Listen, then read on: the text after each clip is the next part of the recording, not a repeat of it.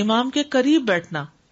اللہ کے نبی صلی اللہ علیہ وسلم نے فرمایا ذکر میں حاضر ہوا کرو یعنی خطبہ میں, اور امام کے قریب بیٹھا کرو, بے شک آدمی دور ہوتا رہتا ہے حتیٰ کہ وہ جنت میں بھی پیچھے ہی ہوگا اگرچہ وہ اس میں داخل بھی ہو جائے. یعنی تاخیر کی اتنی مذمت ہے. خاموشی سے خطبہ سننا یعنی بات نہیں کرنی چاہیے, کوئی اہم بات بھی نہیں پوچھنی چاہیے.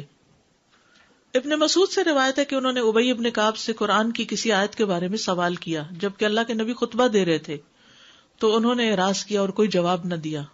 پھر جب آپ نے نماز پڑھائی تو ابی کہنے لگے تمہارا جمعہ ہی نہیں ہوا.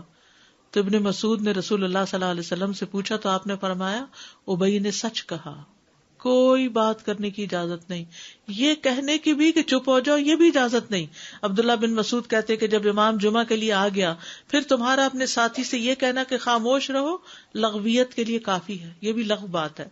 کوئی لغو حرکت نہ کرنا, کنکریوں سے نہ کھیلنا, فون سے نہیں کھیلنا, میسجز چیک نہیں کرنا, انگلیوں میں انگلیاں ڈال کے پٹاخے نہیں بجانا, گوٹ مار کے نہیں بیٹھنا. گوٹ مار کے کیسے بیٹھتے ہیں؟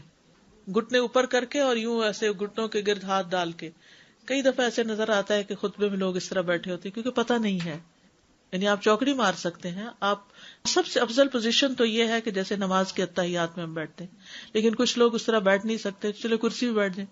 اگر کرسی نہیں ہے نیچے بیٹھے ہیں تو چوکڑی مار کے بیٹھ جائیں, مگر ٹانگیں اس طرح پیٹ کے ساتھ لگا کے گھٹنوں پہ ہاتھ کو بل دے کے اس طرح نہیں بیٹھے.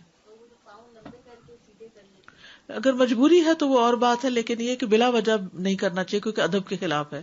اونگ آنے پر جگہ بدلنا.